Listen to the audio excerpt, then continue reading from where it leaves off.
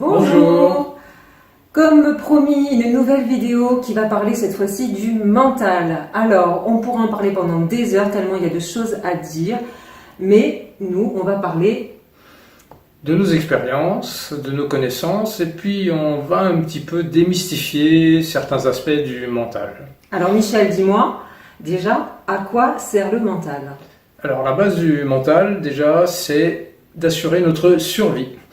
Donc en cela, il nous est très utile, puisqu'il nous a permis d'arriver jusqu'à ce qu'on est, la personne qu'on est aujourd'hui. Alors bien sûr, parfois il y a quelques dysfonctionnements, mais dans l'essentiel quand même, il nous permet de vivre la vie que l'on vit aujourd'hui. C'est pas si mal que ça, et rien que pour ça déjà on peut le remercier. Maintenant effectivement, il y a des petites choses qu'on peut voir, qu'on peut revoir sur cette manière qu'il a de fonctionner, de parfois nous faire prendre des prises de tête. Oui, et puis nous faire dégoupiller aussi un peu quand même. Hein. Parfois aussi. Bien, alors on va rentrer dans le vif du sujet avec nos exemples. Premier exemple donc sur le flux de pensée perpétuel. Donc ça, moi c'est un exemple que j'ai vécu récemment dans le cadre d'une formation où j'avais posé une intention déjà à la base de réussite, puisque la formation était sur un délai relativement court. Donc dans mon mental, voilà, je voulais absolument réussir rapidement, donc faire un maximum de choses chaque jour. Ce qui fait que je me suis mis une pression avec une liste de tâches tous les jours, et en fait plus ma liste de tâches était longue, plus j'essayais d'en rajouter, voilà, et plus j'allais vite, plus j'en rajoutais, ce qui fait que ça m'a apporté du stress, toujours cet objectif de réussir à tout prix, mais un mal-être, un ressenti physique, culpabilité. Ça a entraîné une certaine fatigue et puis un mental qui tournait en boucle non-stop, parce que je réfléchissais beaucoup, je pensais beaucoup, et ça m'a amené presque à un burn-out, avec le sommeil qui était impacté, donc je dormais de moins en moins, et en fait j'étais de moins en moins en capacité à travailler sur les modules de la formation. Donc là c'est devenu vraiment très gênant, et surtout que ça te concernait aussi, hein. Donc ça a impacté en plus notre travail, notre collaboration en tant que coach thérapeute. Ah oui, tout à fait. Oui. Et oui, comment ça... Bon, d'accord, ça s'est traduit sur cet afflux de travail, mais au niveau de ton corps, comment tu as ressenti tout ça? Au niveau de mon corps, c'était surtout la fatigue et puis une tension au niveau de la tête, puisque bon, on n'est pas tous égaux, mais moi au niveau de quand je suis surmenée, fatigue, c'est surtout au niveau cérébral. Donc j'avais une barre au niveau de la tête et j'étais pas bien, et souvent je me levais le matin avec une barre au niveau de la tête, et puis voilà, donc c'était... ce qui s'en est suivi également, c'est des sentiments de culpabilité également par rapport au fait que tu n'arrivais plus à avancer correctement. Tout à fait, parce que mon objectif était tellement clair et je ne pouvais pas... il fallait absolument que j'atteigne cet objectif. J'avais 3 mois pour faire cette formation, et pour moi, j'avais une liste de tâches tous les jours à réaliser, et voilà, j'avais cette peur de ne pas réussir, puisque la formation m'avait coûté un certain prix aussi, donc voilà.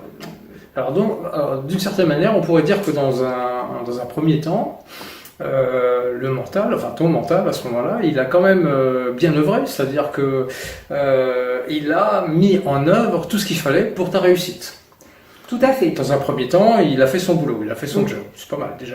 Mais qu'à un moment donné, il a peut-être dépassé un petit peu le cadre de ce qui était nécessaire, parce que peut-être qu'il a été un petit peu mal encadré sur la définition de ce que c'est ta réussite, ou de ce que tu avais véritablement besoin, c'est-à-dire d'un équilibre finalement entre ta vie et la formation. Tout à fait, parce qu'en fait, je m'étais fait des listes. Tous les matins, je commençais par une liste d'objectifs professionnels essentiellement. Et je cochais des cases, et j'étais contente quand j'avais coché toutes les cases, et donc voilà, mais j'en oubliais même le côté personnel, je m'en oubliais même moi-même, parce que vraiment j'avais besoin à l'intérieur. C'était les seules cases que tu n'avais pas à ce moment-là. Effectivement, je me rendais compte que quand tu arrivais à la fin de ta liste de la journée, la chose extraordinaire, c'est que dans l'espace-temps qui restait, tu arrivais à rajouter des cases pour le lendemain. Et à reparler déjà de la journée du lendemain, de tout ce qu'on allait faire et des idées qui me venaient, parce que j'avais plein d'idées dans la tête. Donc en boucle, et avec une tête comme ça, et c'était vraiment très désagréable. Et là, je pense qu'il y a beaucoup de gens qui vont se reconnaître là-dedans, c'est-à-dire cette espèce de surcharge perpétuelle que le mental nous impose parce qu'on n'a pas bien cadré, on ne lui a pas bien indiqué ce que l'on voulait obtenir. Donc en fait, la base de son boulot, c'est vraiment la survie, de nous assurer notre quotidien sur cette planète. Alors comment il fait pour faire ça ? En fait, depuis notre naissance, il accumule des données, il accumule des expériences, et il met tout ça en mémoire, et en fonction de ce qu'on va rencontrer chaque jour, eh bien, il va aller piocher quelque part dans cette mémoire et nous le resservir. Alors parfois, quand il y a des choses un petit peu plus difficiles qui nous sont arrivées, dans la petite enfance notamment, lorsqu'un événement surprenant arrive, il va essayer de coller une histoire du passé avec le présent. Et c'est là que des fois, en fait, il y a un certain nombre de dysfonctionnements qui vont arriver, comme par exemple le fait de rajouter des tâches, parce qu'en fait, on lui a dit qu'il fallait un objectif. Quelqu'un un jour nous a expliqué que c'était important de réussir et de tenir ses objectifs. Et bien, lui, il va vouloir tenir son objectif. Tout à fait. Je rajouterais même que c'était...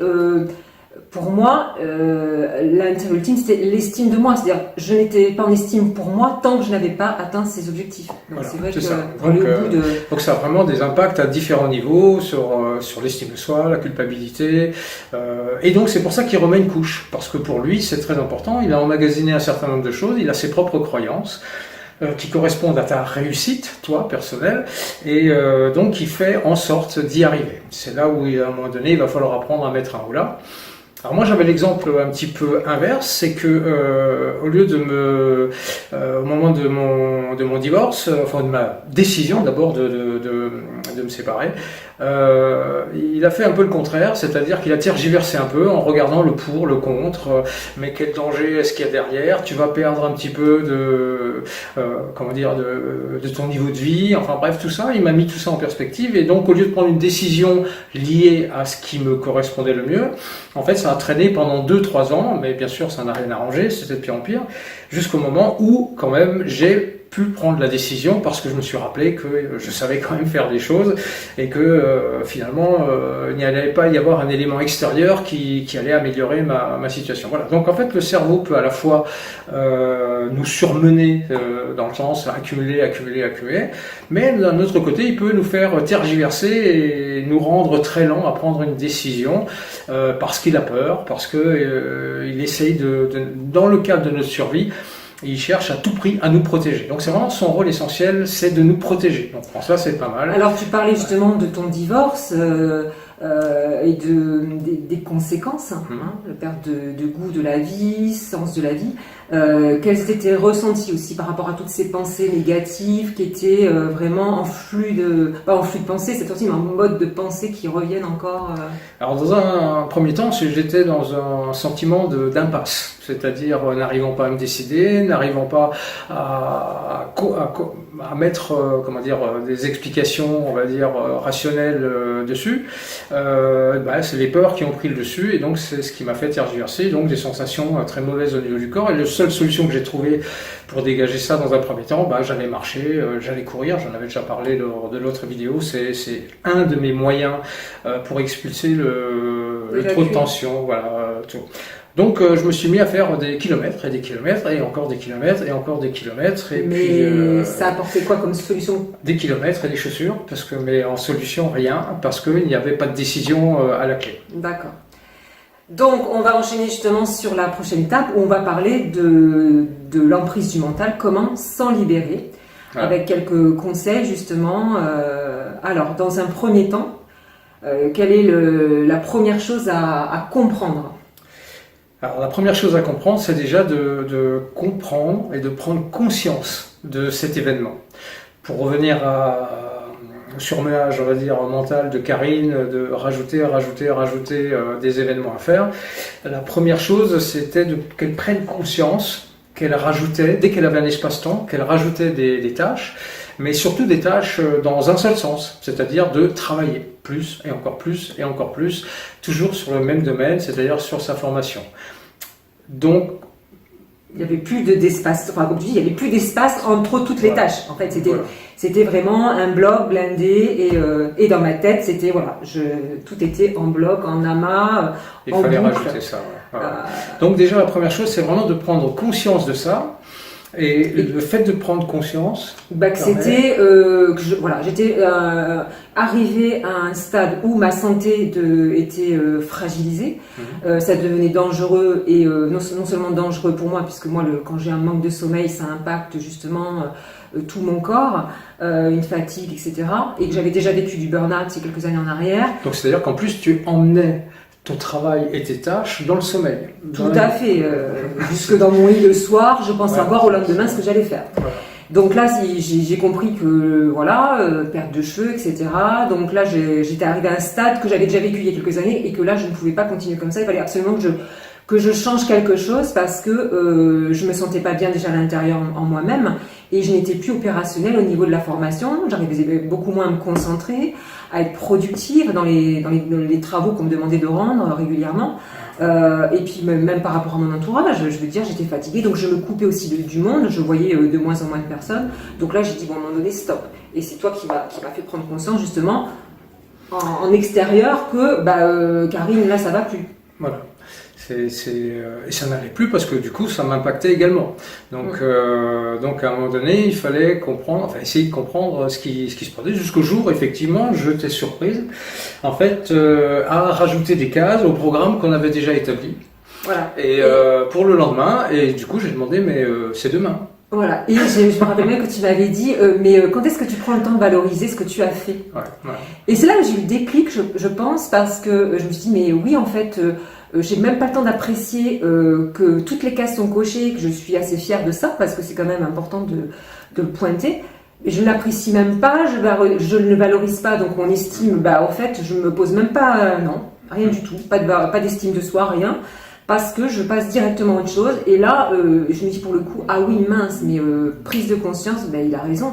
À un moment donné, c'est oui, je me remercie, je suis dans la gratitude d'avoir pu faire ça et ça. Oui, donc de prendre conscience qu'on a déjà fait des choses et que peut-être commencer par apprécier ce qu'on a fait et regarder s'il n'y a peut-être pas à modifier quelque chose dans ce qu'on a fait ou tout simplement s'asseoir et puis se remercier de l'avoir fait et se féliciter d'avoir fait déjà ces tâches-là.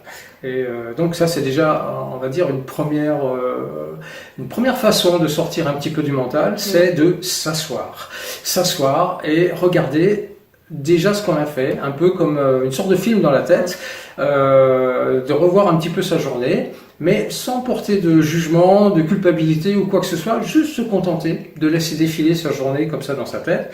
Voilà, ça a un intérêt, déjà le premier, de poser les choses et d'évacuer la charge du mental de vouloir faire à tout prix encore autre chose derrière. Ça, c'est un premier moyen. Il y a aussi, ça permet également, c'est-à-dire de prendre conscience de ses pensées. C'est-à-dire, vous utilisez, en fait, vous pouvez utiliser votre front intérieur, un peu comme un regard intérieur et un peu comme un film, à laisser passer les pensées. Et avec surtout une chose, ne pas les retenir. Alors, ça paraît comme ça, facile à dire. Ça demande un peu d'entraînement, mais pas tant que ça. Mais pour ce faire, la meilleure position, c'est assis. Voilà. Donc, s'arrêter, tout simplement, au lieu de faire ce que le mental dit, d'en rajouter, s'arrêter et faire le constat de ce qu'on a déjà fait. C'est un bon moyen de commencer à calmer le mental. Et puis, après, il y avait aussi toutes les phases, comme j'ai dit précédemment dans d'autres vidéos, la phase de respiration. Donc, c'est vrai que je prenais même plus le temps de m'aérer, de faire des pauses entre différentes activités professionnelles, différentes tâches.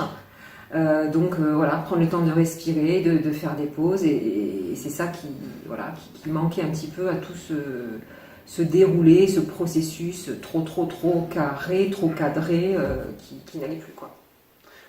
Voilà, ça c'est un premier point.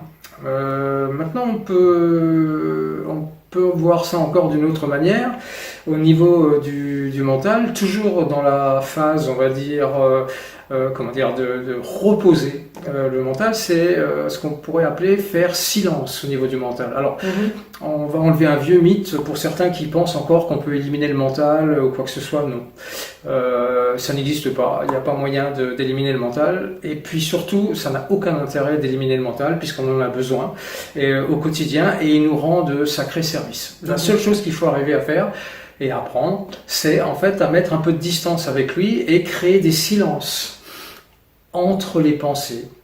Alors il y a une méthode également qui est très utile, qui passe par toujours, vous pouvez vous installer à l'extérieur, à un bar, aller à un endroit où il y a du monde, parce que c'est très pratique de voir du monde, parce que c'est la diversité des formes que la vie nous envoie, et de commencer à observer les gens. Alors il y a beaucoup de gens, quand ils font ça sur un bar, c'est fait pour critiquer. Il a un trop long nez, tu vois, il fait la tête, il ne sourit pas. Il n'arrête pas de boire. Il n'arrête pas de boire. Enfin voilà, généralement on est plutôt dans ce monde-là, donc dans le mode mental. Là, l'exercice à faire, ça serait de faire le contraire. C'est de regarder la diversité des formes de la vie. Par exemple, prenez les nez très variés. Vous regardez les gens avec les différents nez, tout ce que la vie est capable d'inventer au niveau de la forme des nez, et sans jugement, et voilà, sans observer, juste observer de façon neutre. Alors il y a quelque chose de fantastique qui se produit à ce moment-là, c'est qu'il y a du silence qui se crée, et vous êtes juste en mode observation, il n'y a plus de jugement. Mais c'est vrai que votre mental, il va vouloir. Donc ça veut dire qu'on peut le faire avec n'importe quelle situation. C'est ça l'avantage. Donc on peut le faire dans n'importe quelle situation. Si on couple en plus de la respiration, c'est-à-dire se concentrer sur l'inspiration que l'on fait et l'expiration que l'on fait, à ce moment-là, le silence s'accentue encore. Là, on va casser un autre mythe qui concerne Karine et les femmes. Principalement, c'est qu'en fait, personne sur Terre n'est capable de faire deux choses en même temps. Des fois, j'y arrive, même des fois trois, franchement. C'est ça l'illusion, effectivement, que nous donne le mental. Je crois que c'était les hommes qui sont pas capables de faire plusieurs choses en même temps. Mais par contre, on est bien capable de faire une chose après l'autre, et ça, le cerveau, il sait très très bien faire. La différence qu'il peut y avoir, parce qu'il y a quand même une réalité, c'est que au niveau des femmes, la jonction qui se fait entre le cerveau gauche et le cerveau droit est beaucoup plus rapide, et on pense que c'est lié, encore une fois, au même thème, la survie, notamment parce que c'est vous qui élevez principalement les enfants, même dans l'ère moderne, c'est encore vous à qui incombe cette tâche. Ça a été étudié, prouvé par les scientifiques, monsieur Dess ? Alors oui, on a aujourd'hui l'imagerie, les électroencéphalogrammes, l'imagerie mentale montre ça très bien au niveau des passages, et on voit très bien que c'est alternatif et non pas tout en même temps, ça marche pas. Mais par contre, ça peut aller très très très vite. C'est une question de quotidien, d'entraînement, de tout ça. Ouais. Ça peut aller très vite. Donc en fait voilà, ça c'est juste pour dire la chose suivante, c'est que comme on ne peut pas faire deux choses en même temps, quand vous activez sur votre respiration, il y a un miracle qui se produit, c'est qu'il faut que vous choisissiez entre vos malheurs, vos problèmes et la respiration. Si vous choisissez de porter l'attention sur la respiration, c'est étonnant, vous allez voir, il n'y a aucun malheur qui passe. Par contre, si vous êtes plus attentif à vos malheurs, vous allez voir, vous allez presque oublier de respirer, c'est ce que je faisais à un moment donné, Karine. C'est vrai. Voilà. Donc ça, c'est quelque chose d'important. Rappelez-vous de ça, expérimentez-le. Dès que vous faites quelque chose de physique, de manuel, peu importe, une activité physique, il y a quelque chose qui se passe. Le cerveau, ne pouvant pas faire deux choses en même temps, il va se mettre sur l'attention de ce que vous êtes en train de faire. Et vous allez voir, vos malheurs vont disparaître. Donc, si je rebondis, c'est-à-dire que quand je suis en mode flux de pensée comme moi je l'étais, donc à un moment donné, bon, c'est vrai que je me remettais dans la respiration, j'allais sur ma terrasse, je prenais des grandes inspirations plusieurs fois, etc. Et c'est vrai que finalement, ça calmait le mental, beaucoup moins de pensées, voire quasiment plus, puisque je me concentrais sur cette respiration pendant 5 à 10 minutes. Et là, un mieux-être, j'avais l'impression que cette pression descendait et que toutes ces pensées qui étaient obstruantes et qui étaient vraiment dans ma tête, elles s'effaçaient, quoi. Ouais, c'est ça, moi c'est pareil quand j'utilise la marche, les randonnées, c'était ce qui se produisait, c'est qu'à un moment donné, pris dans la nature, alors, la nature également c'est un très très bon élément pour calmer le mental, la nature était en paix généralement, ça a une influence directe sur nous, et même quand on est survolté, il arrive un moment donné où on se met au diapason avec la nature, et cette paix s'installe en nous également, et donc ça calme effectivement le mental, parce qu'il n'a plus aucune raison d'être agité au milieu de la nature. Alors, autre conseil, justement, on peut aussi se décharger d'autres manières, en écrivant. En écrivant. Alors, on retrouve le même processus, c'est-à-dire décharger de la charge du mental en écrivant. C'est quoi? Vous faites une activité physique, vous choisissez entre la souffrance et écrire, vous écrivez vos souffrances, et étonnamment, vous ne souffrez plus. Vous n'écrivez pas et vous restez dans le mental, vous souffrez. Voilà, c'est à vous de choisir. Alors ça peut être verbal aussi, parce que c'est vrai que moi j'ai cette notion, moi souvent je me parle, donc je me parle, c'est-à-dire que mes pensées qui sont dans ma tête, je les sors, mais verbalement, et c'est une autre manière pour moi de... Il vaut mieux l'écrire, alors à ce moment-là, il vaut mieux... Crier, mais les voisins... Si vous les gardez dans la tête, c'est toujours mental, mais par contre, à la voix... C'est plutôt, je me parle à moi-même, quoi. Voilà. Donc c'est vrai que quand j'ai ces pensées-là, une pensée qui est négative, qui revient en boucle, c'est vrai que je la verbalise et j'essaie de comprendre, voilà ce qu'il y a comme peur derrière, je me parle à moi-même en essayant de peser le pour, le contre, l'intérêt de rester dans cette pensée négative, mais c'est vrai que moi j'ai souvent tendance à me parler aussi à moi-même dans ces cas-là. Voilà. Alors la seule chose, c'est qu'il faut prendre conscience au moment où tu te parles, c'est-à-dire il y a deux actes. Il y a beaucoup de gens que vous surprenez dans la rue en train de se parler, mais qui n'ont absolument pas conscience qu'elles sont en train de se parler. C'est-à-dire qu'elles n'ont pas conscientisé le fait que le mental, c'est lui qui est en train de s'exprimer au niveau verbal. Là, dans ce que tu as exprimé, c'est que tu prends conscience des choses et en fait, tu utilises ta voix pour le mettre en évidence et sortir justement du mental. Donc c'est en conscience que tu Tout à fait, parce qu'en fait je suis comme si j'étais à l'extérieur de moi-même et que je me questionnais aussi sur cette pensée-là et pourquoi tu penses ça et voilà. Donc je suis en questionnement comme si on était deux, quoi, mon mental et quelqu'un d'autre et parfois ça m'aide beaucoup justement à descendre la pression et à sortir des pensées négatives ou qui peuvent être très très très gênantes, quoi. Et puis on pourrait rajouter par rapport à ça également que ayez beaucoup de bienveillance par rapport à vous-même. C'est-à-dire qu'en fait, ce n'est pas insoluble comme solution. Le mental prend le dessus à un moment donné, mais déjà le fait d'en prendre conscience, il existe des solutions relativement simples pour s'apaiser, la méditation, la relaxation, donc la respiration. La respiration a cet avantage extraordinaire, c'est que quel que soit l'endroit, vous pouvez l'utiliser. Pas besoin d'une technique, pas besoin d'une musique, pas besoin de je sais pas quoi. En fait, tout simplement, vous êtes dans la voiture, vous êtes en train de marcher, vous êtes à un guichet, vous êtes en train dans une queue d'attente. Peu importe l'endroit où vous êtes, vous pouvez utiliser la respiration pour faire des espaces au niveau de votre mental. Et puis des espaces au niveau du mental, vous en avez certainement vous déjà expérimenté certains. Donc continuez à les utiliser s'il faut. Amplifiez-les, voilà. Nous, ce sont vraiment des expériences qu'on a vécues, donc on voulait vous partager. Mais en tout cas, moi je voulais revenir aussi sur l'histoire de l'intention, de poser une intention. Quand ce flux de pensée il vient, et c'est vrai que moi, personnellement par rapport à mon cas, donc j'ai posé après justement quand je suis arrivée à un état où je n'en pouvais plus physiquement, mentalement, j'allais exploser. J'ai posé cette intention. Je suis capable de changer cet état de fait, ce que je vis en ce moment et qui ne me convient pas. Et je souhaite faire quelque chose, je souhaite changer quelque chose. Et à partir du moment où je pose l'intention de changement, bon là je n'étais plus dans la même intention qu'au début, parce que là mon intention de début c'était atteindre mon objectif, donc aller vers la réussite. À tout prix. Là j'ai revu un petit peu mes priorités, je me suis écoutée donc déjà à l'intérieur de moi. J'ai pris conscience que déjà l'équilibre n'était pas entre mes objectifs professionnels et mon équilibre dans ma vie.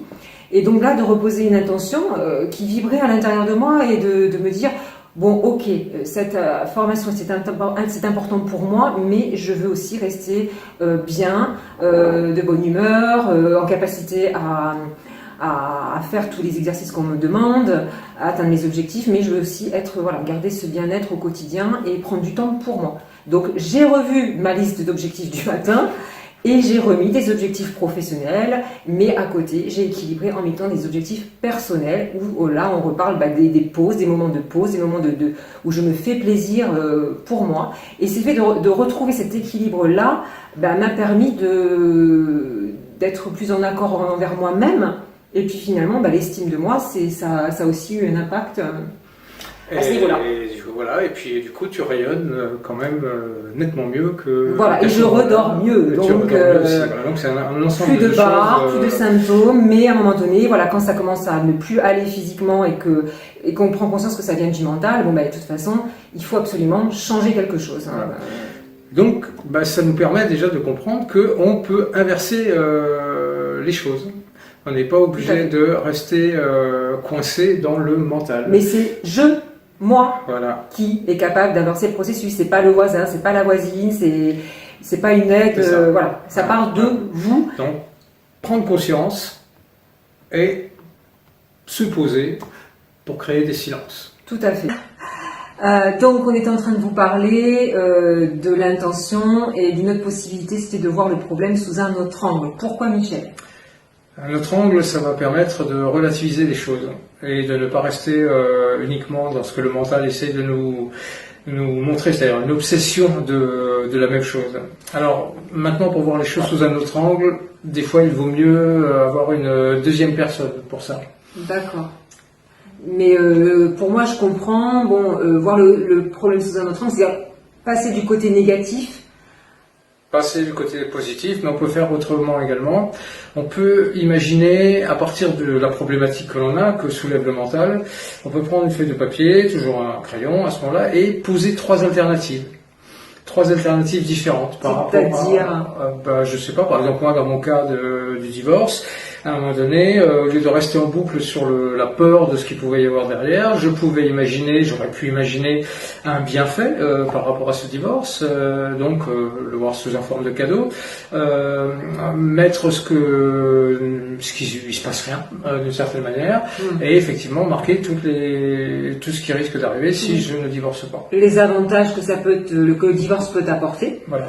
Au-delà de le mental qui te fait comprendre qu'il n'y a que des inconvénients à ce divorce et que finalement... Voilà, donc changer de perspective et mettre en œuvre, utiliser le mental finalement, mais dans un autre sens, c'est-à-dire pour montrer d'autres possibilités. Mais les mettre en lumière. Et les mettre en lumière, c'est ça qui est important. Parce que souvent le mental, des fois, il les étouffe, les solutions, puisqu'on est en mode négativité, basse énergie, donc c'est remettre un petit peu de lumière là où finalement on croit qu'il n'y en a pas. Il n'y en a pas, Voilà, mais je pense qu'on a fait un petit peu le tour de nos exemples. Naturellement, il y aura encore beaucoup de choses à raconter. On y reviendra peut-être un peu plus tard. Oui, le mental est un sujet. Voilà. On espère que nos exemples vous ont aidé. En tout cas, vous avez certainement aussi des solutions que vous utilisez chaque jour. Donc, d'ailleurs, n'hésitez pas à en faire part. Tout ce qui est bon pour se libérer de la pression du mental, du flux de pensée infernale, qui peut aider les autres, n'hésitez pas à partager. Voilà. Et puis pratiquer un petit peu tous les exemples, les petits conseils qu'on vous a donnés, mode observateur notamment, et puis surtout rester dans la bienveillance envers vous-même, quoi qu'il se passe. C'est vraiment important d'être à l'écoute de ce qui se passe à l'intérieur et d'être doux avec vous-même. Avec vous-même, c'est important. Prenez-vous en flagrant délit de pensée. De douceur. Soyez doux avec vous-même et avec vos pensées. Voilà. Et on va terminer, on va poser cette question. Et vous, que faites-vous pour sortir de l'emprise du mental au quotidien? Au quotidien. Voilà, donc on vous laisse marquer vos commentaires pour pouvoir justement échanger ensemble par la suite. On vous souhaite une bonne journée et on vous dit à bientôt. On vous souhaite une bonne journée et à bientôt, effectivement.